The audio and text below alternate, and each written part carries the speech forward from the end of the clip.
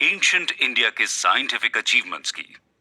Religion, philosophy, literature के साथ साथ एंशंट इंडियंस का mathematics, astronomy, science, medicine, Ayurveda, योग इत्यादि फील्ड्स में भी इमेंस कंट्रीब्यूशन रहा है।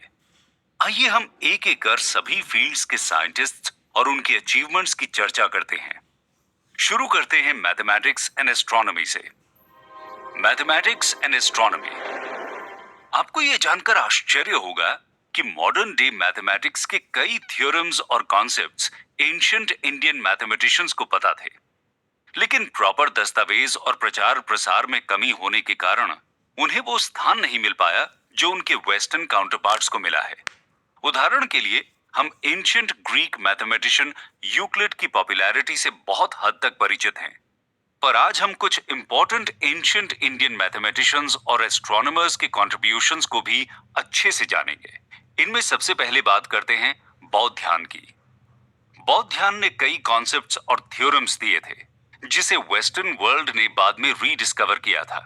जैसे उन्होंने सबसे पहले पाई का वैल्यू कैलकुलेट किया था, जिससे किसी भी सर्कल का एरिया और सर्कमफ्रेंस कैलकुलेट किया जा सकता था। उनकी किताब सुल्वसूत्रा में पाइथागोरस थ्योरम जैसा इक्वेशन हमें पाइथागोरस से पहले देखने को मिला है। अगले साइंटिस्ट हैं आर्यभट्ट। नाम तो सुना ही होगा। बौद्ध की तरह आर्यभट्ट ने भी इंडिपेंडेंटली पाई की वैल्यू कैलकुलेट की थी। उनके हिसाब से पाई की अप्रॉक्सिमेट वैल्यू 3.1416 थी। आर्यभट्ट 5th सेंचुरी एडी के महान मैथमेटिशियन, एस्ट्रोनॉमर, एस्ट्रोलॉजर और फिजिसिस्ट थे। 23 साल की उम्र में ही उन्होंने आर्यभट्टय्या नाम की किताब लिख डाली थी, जो उनके समय की मैथमेटिक्स की कंप्लीट समरी थी। इसमें आपको decimal system, number theory, geometry, trigonometry, algebra और एस्ट्रोनॉमी पर बड़ा अच्छा एक्सप्लेनेशन मिल जाएगा।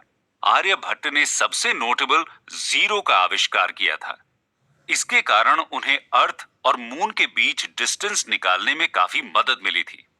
स्पेस साइंस में आर्यभट्ट ने हमारे सोलर सिस्टम के बारे में बहुत इंपॉर्टेंट हाइपोथेसिस दिए थे, जो बाद में चलकर सच साबित हुए थे। एस्ट्रोनॉमिकल ऑब्जर्वेशन के आधार पर उन्होंने बताया था, Until next time, see you my fam. 100K? Oh my. कि अर्थ अचल यानी इमूवेबल नहीं है, बल्कि अपने एक्सिस पर रोटेट करती हुई एक स्फेरिकल बॉडी है। उन्होंने हीलियोसेंट्रिज्म का भी कॉन्सेप्ट दिया था, जिसके अनुसार सभी प्लैनेट्स सूर्य का चक्कर लगाते हैं। इसके अलावा उन्होंने सोलर और ल्यूनर एक्लिप्स का साइंटिफिक एक्सप्लेनेशन भी दिया था, जिसके बाद लोगों को पता चला कि एक्लिप्स राहु केतु या किसी राक्षस या डीमन का काम नहीं होता है। उनके इन्हीं महान कॉन्ट्रीब्यूशंस के लिए 1975 में लॉन्च हुए भारत के पहले सैटेलाइट का नाम आर्यभट्ट रखा गया था। आर्यभट्ट के बाद 7th सेंचुरी एडी में जन्मे ब्रह्मगुप्त ने मैथमेटिक्स को नई ऊंचाइयों पर पहुंचा दिया था। आइए जानते हैं ब्रह्मगुप्त के बारे में। ब्रह्मगुप्त का मल्टीप्लिकेशन करने का मेथड आज के मल्टीप्लिकेशन मेथड से काफी सिमिलर था। उन्होंने मैथ्स में जीरो से रिलेटेड ऑपरेशंस इंट्रोड्यूस किए थे और साथ ही उन्होंने ब्रह्म स्फुट सिद्धांतिका नामक बुक भी लिखी थी, जिससे अरब्स को इंडियन मैथमेटिकल सिस्टम्स का पता चला था। इस किताब में कई मेजरिंग इंस्ट्रूमेंट्स का भी मेंशन है, जिससे उस समय के एस्ट्रोनॉमर्स रीडिंग लिया करते थे। हमारे अगले मैथमेटिशियन हैं भास्कराचार्य। आइए अब जानते हैं भास्कराचार्य के बारे में।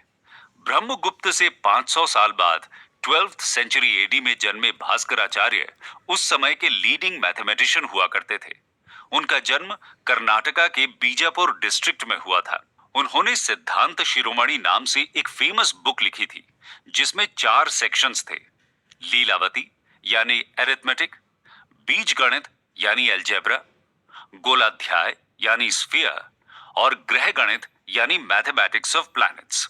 19th सेंचुरी में जेम्स टेलर ने लीलावती सेक्शन का इंग्लिश ट्रांसलेशन किया था, जिससे पूरी दुनिया को भास्कराचार्य के ब्रिलियंट मैथमेटिकल कॉन्सेप्ट्स का पता चला था। उन्होंने अलजेब्रिक इक्वेशन सॉल्व करने के लिए साइक्लिक मेथड इजाद किया था, जिसे यूरोपियंस ने बाद में इनवर्स साइक्लिक मेथड नाम से पॉपुलराइज किया। इसके अलावा जैन गुरुओं ने भी मैथमेटिक्स के फील्ड में बहुत योगदान दिया था। महावीराचार्य उनमें से एक थे। चलिए जानते हैं महावीराचार्य के बारे में। महावीराचार्य ने 850 एडी में गणित सार संग्रह लिखा था, जो आपको आज की एल्जेब्रा टेक्स्ट बुक से काफी मिलता जुलता लगेगा। उन्होंने जॉन नेपियर के एलसीएम निकालने के मेथड से बहुत पहले एलसीएम निकालने का मेथड इजाद कर लिया था। मैथ्स और एस्ट्रोनॉमी के साथ साथ एंशिएंट इंडियंस ने साइंस के फील्ड में भी बहुत योगदान दिया था। आइए देखते हैं साइंस। साइंस की बात करें तो सबसे पहले नाम कनाद का आता है। 6th सेंचुरी बीसी में जन्मे Kanad Vaisheshika school of philosophy से ताल्लुक रखते थे। उनका असली नाम औलुक्य था, पर बचपन से उनकी रुचि कण यानी माइन्यूट पार्टिकल्स में थी, जिसके कारण उनका नाम कनाद पड़ गया था। आश्चर्य की बात यह है कि डाल्टन से करीब 2600 साल पहले उन्होंने एटॉमिक थ्योरी दी थी, जो मॉडर्न एटॉमिक थ्योरी के काफी करीब थी। कनाद के बाद 6th सेंचुरी एडी में जन्मे वाराहमिहिरा एंशिएंट इंडिया के दूसरे वेल नोन साइंटिस्ट थे। तो जानते हैं वाराहमिहिरा के बारे में। वाराहमिहिरा ने हाइड्रोलॉजी, जियोलॉजी, इकोलॉजी और एस्ट्रोलॉजी यानी ज्योतिष शास्त्र में बहुत बढ़िया काम किया था। फॉर एग्जाम्पल, अगर उदाहरण ले तो उन्होंने ऐसे 6 जानवरों और 30 पौधों के नाम बताए थे जिससे ग्राउंड वाटर का पता लगाया जा सकता था। इसके अलावा बृहद संहिता नामक किताब में वाराहमिहिरा ने अर्थक्वेक प्रिडिक्शन पर एक पूरा चैप्टर लिखा था। उन्होंने पंच सिद्धांतिका नाम की किताब भी लिखी थी, जिसमें 5 एस्ट्रोनॉमिकल सिस्टम्स को डिस्क्राइब किया गया था। एस्ट्रोनॉमी के साथ साथ केमिस्ट्री के फील्ड में भी एंशिएंट इंडिया बहुत आगे था, जिनमें सबसे प्रमुख नाम आता है नागार्जुना का। जानते हैं नागार्जुना के बारे में। 10th सेंचुरी एडी में जन्मे नागार्जुना ने केमिस्ट्री और मेटलर्जी में कमाल का काम किया था।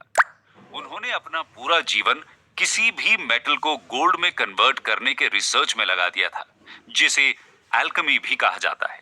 ऑल्दो वो पूरी तरह सफल नहीं हो पाए, पर उन्होंने इस प्रोसेस में एक गोल्ड प्लेटिंग टेक्नोलॉजी डेवलप कर ली, जो आज भी इमिटेशन ज्वेलरी बनाने में यूज किया जाता है।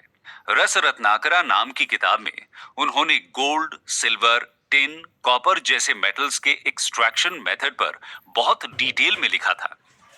इसके अलावा मेटलर्जी में एंशिएंट इंडिया की प्राउएस का पता आप गुप्ता एज में बने दिल्ली आयरन पिलर से भी लगा सकते हैं, जिसमें आज तक जंग नहीं लगा है। ये तो थी केमिस्ट्री और मेटलर्जी की बात। एंशिएंट इंडिया में मेडिकल साइंस बाकी साइंसेस से किसी भी मामले में पीछे नहीं था।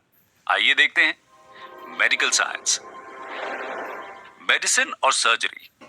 मेडिकल साइंस के 2 प्रमुख डिविजन्स होते हैं। प्राचीन भारत में आयुर्वेदिक मेडिसिन और सर्जरी दोनों तरीके से मरीजों का इलाज किया जाता था। आयुर्वेदिक मेडिसिन में आत्रेय ऋषि और चरक का नाम सबसे पहले लिया जाता है। आत्रेय ऋषि द्वारा लिखी गई किताब आत्रेय संहिता दुनिया की ओल्डेस्ट मेडिकल बुक्स में से एक है। उसके बाद चरक भी आयुर्वेद के पायनियर डॉक्टर थे। वे महाराज कनिष्क के राजवैद्य यानी रॉयल डॉक्टर हुआ करते थे। काफी रिसर्च के बाद उन्होंने चरक संहिता लिखी थी, जिसमें विभिन्न बीमारियों की रूट कॉज और ट्रीटमेंट दोनों पर डिटेल्ड डिस्कशन किया गया था, जो आज भी रेलेवेंट है। मेडिकल साइंस के दूसरे डिवीजन सर्जरी के फील्ड में सुश्रुत का हाथ पूरे एंशिएंट इंडिया में कोई नहीं पकड़ सकता था। प्लास्टिक सर्जरी यानी राइनोप्लास्टी और कैटरैक्ट सर्जरी यानी ऑप्थेल्मिक सर्जरी के लिए सुश्रुत आज भी याद किए जाते हैं। उस समय नाक या कान काट देना कॉमन पनिशमेंट हुआ करता था। ऐसे में सुश्रुत द्वारा की गई सर्जरी से लोगों को नई पहचान मिली थी। सुश्रुत संहिता नाम की किताब में उन्होंने सर्जरी के अलावा 1100 बीमारियों और 760 मेडिसिनल प्लांट्स के बारे में भी बताया था। ये प्लांट्स आपको आज कई घरेलू नुस्खों में मिल जाएंगे, पर जरूरी नहीं है कि सारी बीमारियों का इलाज आयुर्वेदिक मेडिसिन और सर्जरी से ही हो जाए। कुछ बीमारियां खराब लाइफस्टाइल के कारण भी हो जाती हैं। प्राचीन भारत ने ऐसी बीमारियों से निपटने के लिए योग का इजाद किया। पतंजलि एंड योग। योग हीलिंग विदाउट मेडिसिन पर फोकस करता है। पतंजलि के योग सूत्र के अनुसार इसमें फिजिकल एक्सरसाइज यानी आसन, मेडिटेशन और ब्रीदिंग एक्सरसाइज यानी प्राणायाम के कॉम्बिनेशन से फिजिकल, मेंटल, इमोशनल और स्पिरिचुअल बैलेंस अचीव किया जाता है। योग शब्द संस्कृत वर्ड युज से आया है, जिसका मतलब टू यूनाइट होता है। योगिक स्क्रिप्चर्स की माने तो योग करने से इंडिविजुअल और यूनिवर्सल कॉन्शियसनेस एक हो जाते हैं, जिससे माइंड और बॉडी, ह्यूमंस और नेचर में परफेक्ट हार्मनी एस्टैब्लिश होता है। योग के इन बेनिफिट्स के कारण ही 2015 से हर साल 21 जून को इंटरनेशनल योगा डे मनाया जाता है। भारत के लिए उसकी रिच एंड ग्लोरियस पास्ट की ग्लोबल रिकॉग्निशन इससे बेहतर और क्या हो सकती है। कंक्लूजन। दोस्तों, जैसा कि हमने देखा, एंशिएंट इंडिया साइंटिफिक अचीवमेंट्स के लिहाज से एक गोल्डन एज था। हिंदुस्तान में डेवलप्ड कई इंपॉर्टेंट कॉन्सेप्ट्स अरब्स द्वारा यूरोप तक पहुंचाए गए थे और ब्रिटिशर्स ने भी इंडिया आने के बाद लीलावती जैसी बुक्स रीडिस्कवर की थी। एंशिएंट इंडियन साइंटिफिक ट्रेडिशन को बरकरार रखते हुए आज भी इंडियन साइंटिस्ट्स ग्लोबल प्रॉब्लम्स के सॉल्यूशंस में अपना योगदान देते हैं। इसका अच्छा उदाहरण है साल 2000 के आने से पहले Y2K कंप्लायंट कंप्यूटर प्रोग्राम्स का बनाना। इस प्रॉब्लम से निपटने के लिए हमारे साइंटिस्ट्स ने दिन रात मेहनत कर पूरी दुनिया के बैंकिंग सिस्टम,